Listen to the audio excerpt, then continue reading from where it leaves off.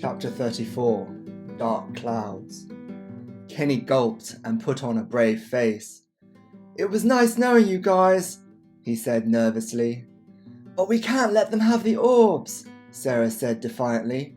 "Otherwise, there'll be nothing left." "Yes, but what are we going to do?" Simon asked. The storm and the pollution were getting closer. The first wave of them and the creatures began flying down from the sky. The wind got even stronger as some of the pollution dived down and circled around them. The three of them put their backs to one another, sheltering the orbs as best they could. They ducked as one of the creatures came directly at them. They didn't have anything to defend themselves with.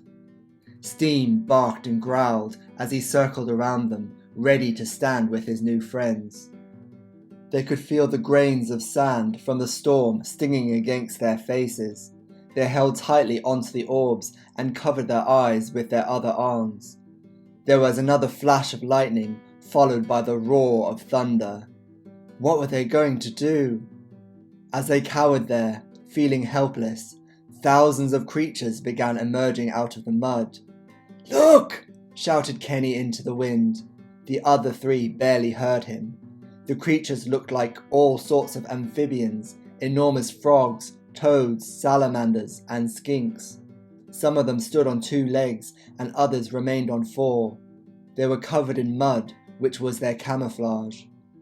One of the frogs shot out an enormous tongue and grabbed hold onto one of the flying creatures that was diving towards them. As the creature flew back into the air, the frog flew behind it, attached by its long, sticky tongue. Some of the other amphibious creatures shot venom into the sky. Others shot laser lights from their eyes. They were targeting the pollution and the flying creatures. Hundreds of the toads moved closer to the 4 of them and started to build up a wall to protect them. "What's happening?" Sarah shouted out over the wind, turning to look at the other 2. "I think they're helping us," Simon shouted back. Kenny also turned into them and shrugged, not knowing what else to say. As they turned into each other, the 3 orbs snapped together like magnets.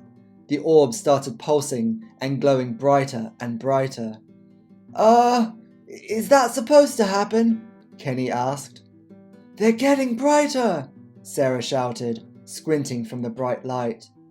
Outside the protective wall created by the toads, the mud creatures were fighting off the pollution in the chaos of the storm. The orbs kept on pulsing more quickly and brighter with each second. The 3 of them could feel them vibrating in their hands. There was a hissing sound that got louder and louder. "What do we do?" Simon called out. Before anyone could answer, there was a blinding light and a powerful force that knocked them all back onto the muddy ground. The lights from the ruby, sapphire, and emerald orbs joined together and shot a beam of white light into the sky and the storm. Everything slowed down. The white light swept away the pollution, the creatures, and the clouds. Simon, Kenny, and Sarah held up their hands and shielded their eyes from the light. The mud creatures quickly retreated and hid back beneath the mud. Then everything went calm and still. The 3 orbs separated and fell from midair onto the mud with a thud.